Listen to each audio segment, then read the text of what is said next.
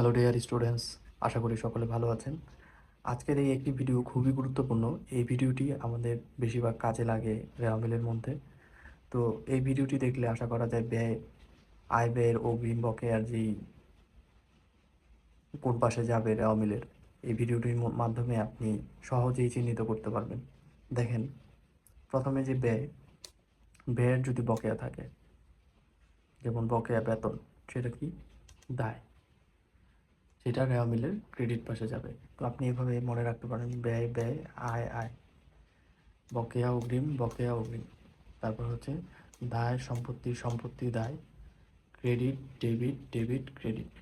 তো এই সূত্রটা যদি আপনার সবসময় মনে থাকে, তাহলে আশা করা যায় বকেয়া অগ্রিমের যত আয় ব্যয় সমস্যা সব কিছু আপনি নিজেই সমাধান করতে পারবেন এবং শুদ্ধভাবে রেওয়া মিলটা করতে পারবেন। তো প্রথমেই দেখেন, ব্যয় বকেয়া যদি থাকে, সেটা হচ্ছে দায়, সেটা অবশ্যই রেওয়া মিলের ক্রেডিট পাশে যাবে। এরপরে ব্যয় যদি অগ্রিম থাকে, আপনি একটা কোনো ব্যয় অগ্রিম করেছেন বা অগ্রিম সংগঠিত হয়েছে কোনো একটা ব্যয়, সেটা কিন্তু আপনার জন্য সম্পত্তি। তো সেটা রেওয়া মিলের ডেবিট পাশে যাবে। আমরা জানি রেওয়া মিলের ডেবিট পাশে সম্পত্তিগুলো যায় এবং রেওয়া মিলের ক্রেডিট পাশে দায়গুলো যায়।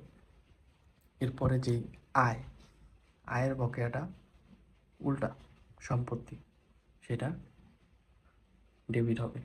যদি কোনো একটা আয় বকেয়া থাকে, আপনি আয়টা করেছেন কিন্তু সেটার টাকাটা এখনও পাননি, পরে পাবেন, সেক্ষেত্রে সেটা হচ্ছে আপনার জন্য আয়ের বকেয়া, সেটা আপনার সম্পত্তি, আপনি পাবেন।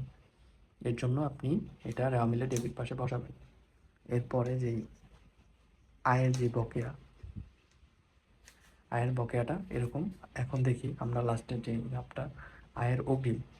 এখন একটা আয় আপনি অগ্রিম গ্রহণ করেছেন, যেমন ডাক্তার কাছে গেলে, ডাক্তার যখন, ধরেন আমি ডাক্তার, তো এখন আমি পেশেন্টের থেকে যদি আমি অগ্রিম টাকাটা গ্রহণ করে নিই, সেক্ষেত্রে আমি কিন্তু সেবাটা তাকে দেইনি।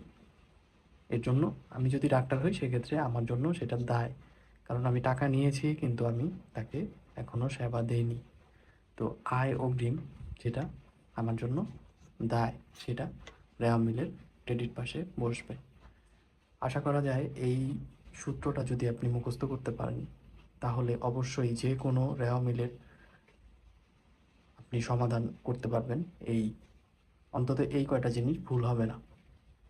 ধন্যবাদ সবাইকে। ভিডিওটি যদি ভালো লাগে অবশ্যই সাবস্ক্রাইব করে রাখবেন এবং পরবর্তীতে কি ভিডিও দেখতে চান সেটা আমার কমেন্ট বক্সে জানাবেন।